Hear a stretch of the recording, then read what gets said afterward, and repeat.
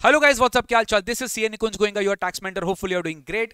Next gen reforms आ चुका है। आपने वीडियो पे बहुत बहुत बहुत लाइक्स व्यूज दिया, थैंक यू सो मच। एक टैक्स प्लानिंग बताने वाला हूं जो जो जो जो जिन भी गुड्स एंड सर्विसेज में जिनका भी सर्विसेज का या गुड्स का टैक्स रेट कम हुआ है या घटा है। सर 22 सितंबर आने वाला है, 22 सितंबर के पहले हम कुछ टैक्स प्लानिंग कर सकते हैं तो हमें बता दीजिए। तो ये वीडियो को लास्ट तक देखिएगा, बहुत बहुत बहुत आपका मदद होने वाला है और वीडियो को जरूर शेयर भी करिएगा। देखिए सिंपल सा बात बोल रहा हूँ, सेक्शन 14 जीएसटी एक्ट का एक बहुत ही इंपॉर्टेंट सेक्शन है जो कि एप्लीकेबल तब हो जाता है जब आपका जीएसटी रेट इंक्रीज या डिक्रीज हो रहा है। मतलब basically when there is a change in rate of GST in which you are dealing, अगर वो चेंज हो रहा है तो इन दिस सिचुएशन आपको ये पता होना चाहिए कि आपके ऊपर ओल्ड रेट लगेगा कि न्यू रेट लगेगा। तो वहां पे सेक्शन 14 का एक बहुत बड़ा इंप्लीकेशन आ जाता है। जैसे सबको पता है कि सेक्शन 22 सितंबर से काफी सारे सर्विसेज के ऊपर, काफी सारे गुड्स के ऊपर जीएसटी रेट डिक्रीज होने वाला है।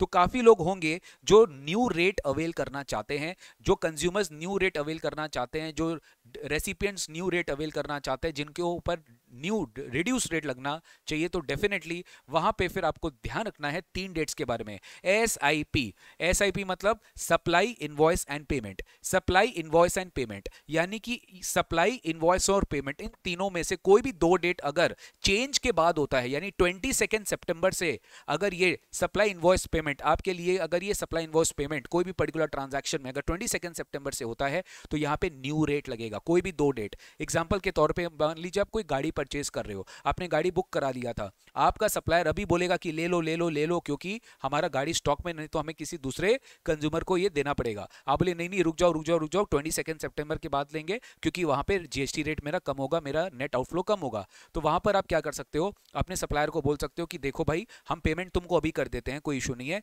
सप्लाई लेकिन हम तुमसे 22 सितंबर को या उसके बाद लेंगे और हम इनवॉइस भी तुम मेरे को बाद में ही देना। यानी सप्लाई इनवॉइस अगर बात का और पेमेंट भले अगर आपको पहले मिल जाता है कोई प्रॉब्लम नहीं है, सप्लाई इनवॉइस डेट आपको चेक करना है। सप्लाई इनवॉइस डेट अगर बात करें तो आपके ऊपर न्यू रेट लगेगा, आपके ऊपर पुराना रेट नहीं लगेगा।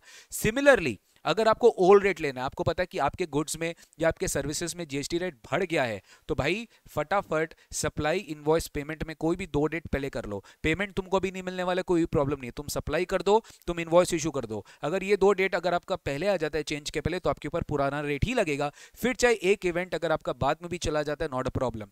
तो 22 सितंबर के पहले का अगर आपको रेट चाहिए तो please please please supply invoice payment में से कोई भी 2 डेट आप पहले कर लीजिए और एक डेट बाद में भी कर सकते हो। सपोज आप इनवॉइस पेमेंट पहले ले लिए, सप्लाई पहले कर दिए, आप बाद में इनवॉइस इशू कर दिए तो भी पुराना रेट लगेगा। आप सप्लाई पहले, आप सप्लाई नहीं किया, आप इनवॉइस भी इशू कर दिया, पेमेंट भी रिसीव कर ली, बट आप सप्लाई बाद में करो, कोई प्रॉब्लम नहीं है, तो भी आपके ऊपर पुराना रेट ही लगेगा। तो this is very very important. ये टैक्स प्लानिंग है, इसमें कोई एंटी इवेजन भी नहीं है, टैक्स इवेजन भी नहीं है, because this is given in the CGST act section number 14। You can go and check. Please जाइए और टैक्स प्लानिंग अच्छे से करिए।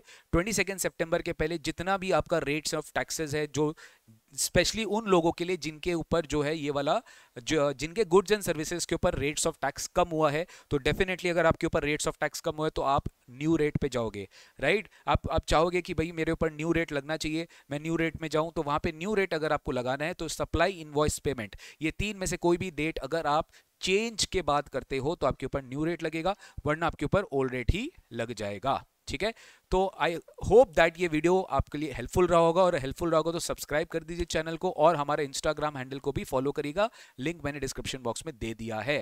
Thank you so much, take care, God bless you.